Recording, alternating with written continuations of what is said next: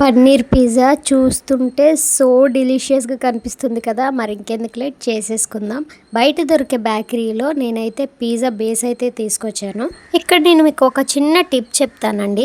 మనం తినేటప్పుడు ఎక్కువగా మైదా తింటున్నామనే ఫీలింగ్ లేకుండా మనం బేస్ మీద వేసిన వెజిటేబుల్స్ అండ్ చీజ్ జారిపోతూ ఉంటుంది కుక్ చేశాక. అలా కాకుండా ఒక లేయర్ అంటే పిజ్జాలో ఒక హాఫ్ లేయర్ని రౌండ్గా ఒక సర్కిల్ షేప్లో కట్ చేసుకొని తీసుకోవాలి. అంచు మాత్రం ఉంచుకోండి.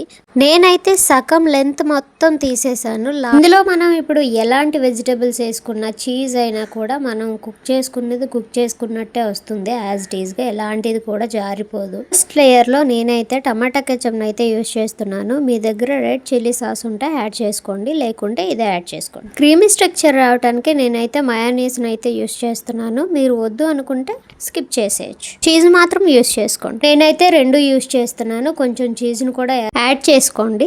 అలాగే క్యూబ్స్లా కట్ చేసుకున్న ఆనియన్ కూడా యాడ్ చేసుకోవాలి. దీంట్లో నేను ఒక టమాటాను అయితే యాడ్ చేసుకుంటున్నాను. క్యూబ్స్లా కట్ చేసుకుని ఒక టమాటాను అయితే యాడ్ చేసుకోవాలి. దీంట్లో మెయిన్ ఇంగ్రీడియంట్ పన్నీర్లో కొంచెం అంత ఉప్పు, కావలసినంత కారాన్ని అయితే యాడ్ చేసుకోవాలి. కావలసినంత కారం యాడ్ చేసుకున్న తర్వాత మంచిగా మూత పెట్టి బాగా కలిసేటట్టుగా మిక్స్ అయితే చేసుకోవాలి. ఇలాంటివి ఎప్పుడు పడితే అప్పుడు తినడం సేఫ్ కాదు. ఎప్పుడైనా ఒకసారి అయితే ఓకే. పన్నీర్ ముక్కల్ని పిజ్జా బేస్ మీద మనకు కావాల్సిన విధంగా పెట్టుకుంటాం. ఇక్కడ మీకు విషయం చెప్తా, క్యాప్సికమ్ అయితే నా దగ్గర లేదు, బట్ డెఫినెట్గా ఉంటే వాళ్ళు వేసుకోండి. అలాగే కొంచెం చిల్లీ ఫ్లేక్స్, కొంచెం oregano, 4 to 5 drops chilli sauce. మీకు వద్దు అనుకునే వాళ్ళు రెడ్ చిల్లీ సాస్ని యూజ్ చేసుకోవచ్చు. అది కూడా లేని వాళ్ళు స్కిప్ చేసేయచ్చు, ఏం కాదు.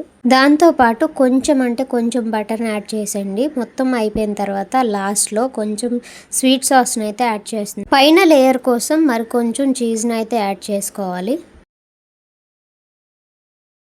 అంతా ప్రిపేర్ చేసుకున్న తర్వాత మనం ఎందులో అయితే ప్రిపేర్ చేసుకుంటామో అందులో ఓవెన్ ఉన్న వాళ్ళు ఓకే, ఓవెన్ లేని వాళ్ళు ఏంటంటే ఒక పెద్ద గిన్నెలో కొంచెం సాల్ట్ యాడ్ చేసుకొని దానికి స్టాండ్ పెట్టి ఎలాంటి దాంట్లో మన పిజ్జా అనేది సెట్ అవుతుంది అని చెప్పి చూసుకొని మనం దాంట్లో పిజ్జాని అయితే సెట్ చేయాలి. కొంచెం హీట్ అయిన తర్వాత మనం మూతనైతే పెట్టుకోవాలి. మూత పెట్టుకొని దానికి ఆవిరి బయటికి పోకుండా బరువుటి గిన్నె ఒకటైతే పెట్టుకోవాలి. కొంచెం షుగర్ ఆపుకొని ఒక 20 minutes కానీ మనం వెయిట్ చేసాం. బయట కన్నా చాలా అంటే చాలా బెటర్ పిజ్జా మన ఇంట్లోనే హ్యాపీగా రెడీ అయిపోతుంది.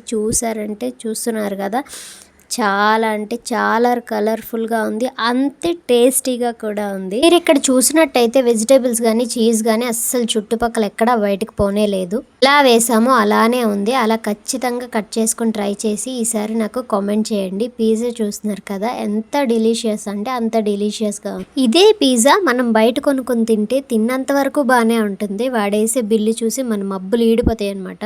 అంత ఉంటాయి మరి అక్కడ కాస్ట్. మా పాప తింటా అన్నా కూడా వీడియో తీసేటప్పుడు ఇవ్వలేని పరిస్థితి. ఎందుకంటే ఆ టైంకి పిజ్జా చాలా అంటే చాలా వేడిగా ఉంది.